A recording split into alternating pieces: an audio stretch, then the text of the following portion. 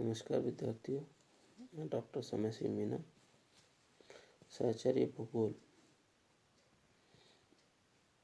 आज के इस व्याख्यान में एमए फाइनल के विद्यार्थियों के लिए अर्बन ज्योग्राफी के नगरों की आंतरिक संरचना संबंधी सिद्धांत की कड़ी में आज हम बहुनाभिक सिद्धांत, जिसको मल्टीपल न्यूक्लियाई थ्योरी के नाम से जानते हैं, इसके बारे में अध्ययन करेंगे। तो बहुनाभिक सिद्धांत, जैसा कि नाम से ही विदित है, बहुनाभिक जिसके एक से अधिक नाभिक या एक से अधिक केंद्र हों, एक से अधिक सेंटर बने हों, एक से अधिक जगह पे फैला हुआ हो, मल्टीपल न्यूक्लियाई थ्योरी के नाम से उसे जानते हैं। ये बहुनाभिक सिद्धांत क्या है, किसने दिया, इसके बारे में हम विस्तार से आज बताएंगे।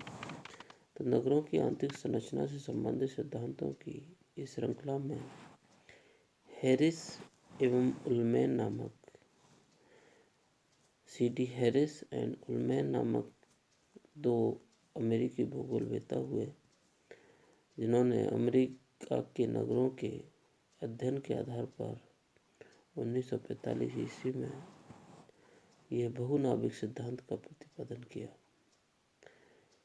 उनके अनुसार किसी नगरीय क्षेत्र के विकास प्रतिरूप में केवल एक केंद्र ही नहीं वरन कई भिन्न भिन्न नगरीय केंद्रों की वृद्धि होती है। यानी कि कोई भी नगर है या कोई भी नगरीय क्षेत्र है, उसके विकास में केवल एक ही केंद्रीय स्थल की केंद्र की नहीं वरन कई अलग अलग नगरीय केंद्रों की वृद्धि होती है।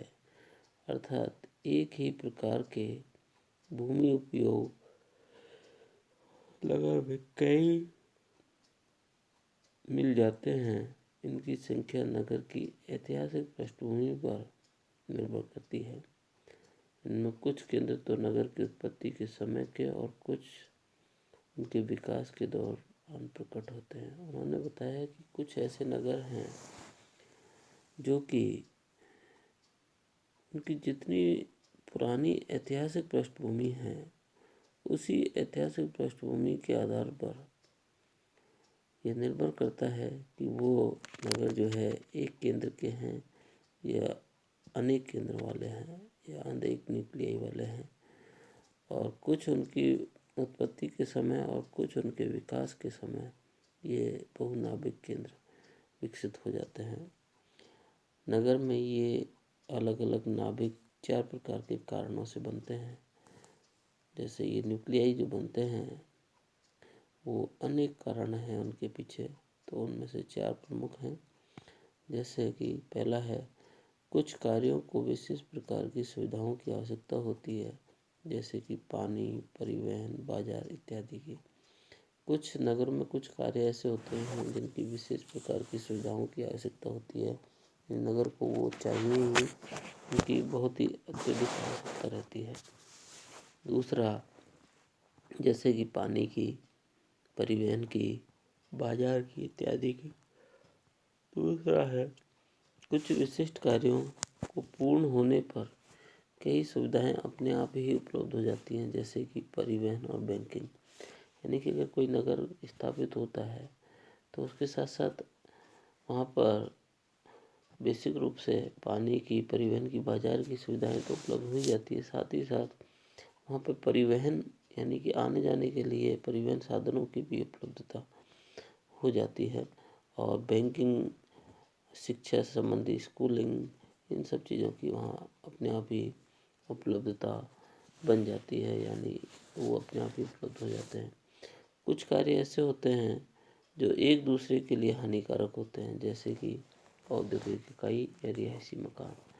यानी कि जिन क्षेत्रों में औद्योगिक इकाई हैं वहाँ पर रिहायशी मकान बहुत ही कम होते हैं, और जहाँ पर रिहायशी मकान होते हैं वहाँ औद्योगिक इकाइयाँ स्थापित नहीं होती। औद्योगिक इकाइयों के बाद में रिहायशी मकान हो सकते हैं।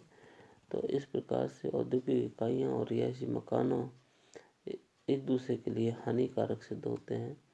इसलिए कुछ ऐसे कार्य होते हैं जो कि नगर में विस्थापित होते हैं जो एक दूसरे के लिए हानिकारक होते हैं। अगला है, नगर में कुछ भूमि ऐसी होती है जो कि विशेष कार्यों के लिए उपयुक्त होती है, लेकिन भूमि का अधिक किराया होने के कारण वह कार्य वहाँ पर नहीं हो पाता है। नगर में कुछ ऐसे क्षेत्र होते हैं जो कि भूमि ऐसी होती है जो कि विशेष कार्यों के लिए उपयुक्त है, जैसे कि वहाँ पर कोई स्पेशलाइजेशन हो सकता है, यानी कि कहीं पर अगर वेजिटेबल की खेती होती है या कहीं पर अगर इंडस्ट्री डेवलप होती है तो वहाँ पर वो इसलिए इस कारण से नहीं हो सकती क्योंकि उस ज़मीन का किराया जो है बहुत ही ज़्यादा होता है और इस कारण से वो उसको उस स्थान से हटा करके दूर ले जाना पड़ता है। तो नगरों में कुछ भूमि ऐसी होती है जो कि विशेष कार्यों के लिए उपयुक्त होती है, लेकिन भूमि का अधिक किराया होने के कारण वह कार्य वहाँ पर नहीं हो पाता है और उसे नगर से दूर ले जाना पड़ता है। नगर में नाविकों की संख्या ऐतिहासिक विकास तथा वहाँ अवस्थित शक्तियों पर निर्भर करती है। कोई भी अगर नगर है उसमें जो नाविक हैं, यानी जो जो छोटे छोटे न्यूक्लियाई जो बनते हैं, उनकी जो संख्या है उस नगर की ऐतिहासिक विकास के आधार पर और वहाँ अवस्थित जो शक्तियाँ हैं उन पर निर्भर करती है कि अगर नगर ज़्यादा पुराना है तो न्यूक्लियाओं की संख्या अधिक होगी और वहाँ पर जो अवस्थित शक्तियाँ हैं अगर वो उस विकास में सहायक होती हैं तो उनकी संख्या ज़्यादा होगी, अगर वो विकास में अवरोधक होती हैं तो उनकी संख्या कम होगी। यहाँ संख्या एक नगर से दूसरे नगर में कम या अधिक होती है, ये नगर के आकार पर निर्भर करता है, यानी कि जितना बड़ा नगर होगा उसके न्यूक्लियाइयों की संख्या उतनी अधिक होगी। ये नगर के आकार पर निर्भर करेगा। तो ये नगर के आकार पर निर्भर करता है। होमर हाइट महोदय ने इस बहुनाभिक सिद्धांत को 9 भागों में बांटकर व्याख्या की। तो इन्होंने इस बहुनाभिक सिद्धांत को 9 भागों में बांटा। पहला, केंद्रीय व्यापार क्षेत्र, जैसा कि वर्गीस महोदय, होमर हाइट महोदय ने सभी ने इस बात को ध्यान रखा कि किसी भी नगर के लिए एक केंद्रीय स्थल होना चाहिए, एक केंद्रीय क्षेत्र होना चाहिए जो कि वहाँ पर सारी की सारी आर्थिक गतिविधियाँ संचालित की जा सके। तो पहला है केंद्रीय व्यापारिक क्षेत्र, जिसको CBD बोलते हैं या सेंट्रल बिजनेस डिस्ट्रिक्ट बोर्ड के नाम से जानते हैं। तो हर एक नगर में ये केंद्रीय व्यापार क्षेत्र होना आवश्यकता है। दूसरा है थोक व्यापार एवं हल्के विनिर्माण उद्योग। उस नगर के चारों तरफ थोक व्यापार होना चाहिए या हल्के विनिर्माण उद्योग होने चाहिए। तो थोक का व्यापार का क्षेत्र हो गया, हल्के विनिर्माण इंडस्ट्री होनी चाहिए। तीसरा है निम्न श्रेणी के रिहायशी मकान, जिनको कि हम निम्न श्रेणी के रिहायशी मकानों के नाम से जानते हैं, जो कि तीसरे नंबर पर दिखाया गया है। चौथा है मध्यम श्रेणी के रिहायशी मकान। मध्यम श्रेणी के जो लोग हैं, निम्न श्रेणी में जो लेबर वर्ग वगैरह आता है, मजदूर वर्ग होता है, वो मध्यम श्रेणी में जो इंडस्ट्रीज में जो नौकरी करते हैं, जैसे कोई मैनेजर का काम करता है, कोई इस तरीके के, उन लोगों की एक पेटी के रूप में ये देखने को मिलता है। पांचवा है उच्च श्रेणी के रिहायशी मकान, जो कि नगर से थोड़ा दूर, नगर से बाहरी क्षेत्र में जाकर के स्थापित हो जाते हैं। तो उच्च श्रेणी के लोगों के रिहायशी मकान हैं, जो कि श्रेणी में 5वें रूप की श्रेणी के रूप में देखने को मिलते हैं। छठा है भारी निर्माण उद्योग, यानी कि नगर से थोड़ा हट करके बाहरी निर्माण उद्योग होना स्थापित किया जा सकता है, कि वो नगर से थोड़ा दूर होना चाहिए, जिस पे भी हैवी इंडस्ट्रीज के रूप में वो डेवलप किया जा सके। सातवां है नया केंद्रीय व्यापारिक क्षेत्र, यानी कि इन रिहायशी क्षेत्र और मध्यम श्रेणी के क्षेत्र के आसपास एक नया एक बाजार क्षेत्र स्थापित हो जाता है, जो कि इन दोनों तीनों की यानी मध्यम श्रेणी और उच्च श्रेणी के लोगों को सेवाएं देने का काम करता है। तो नया केंद्रीय व्यापार क्षेत्र एक छोटा सा एक सैटेलाइट मार्केट एरिया के रूप में वो उत्पन्न हो जाता है।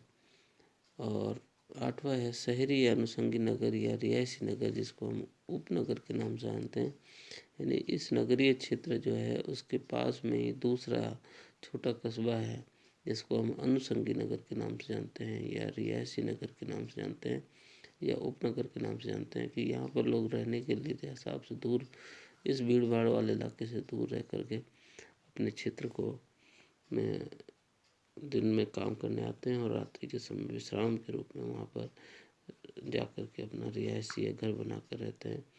9वां है औद्योगिक उपनगर, यानी कि इन जो औद्योगिक नगर हैं, यानी नगर के भीतर जो हो हल्के श्रेणी के जो भी निर्माण उद्योग हैं वो तो नगर के अंदर ही स्थापित किए जा सकते हैं, लेकिन यदि अगर भारी औद्योगिक इंडस्ट्री स्थापित करनी पड़े तो वो नगर से बहुत दूर, नगर के क्षेत्रों से, रिहायशी एरिया से दूर हट करके की जा सकती है।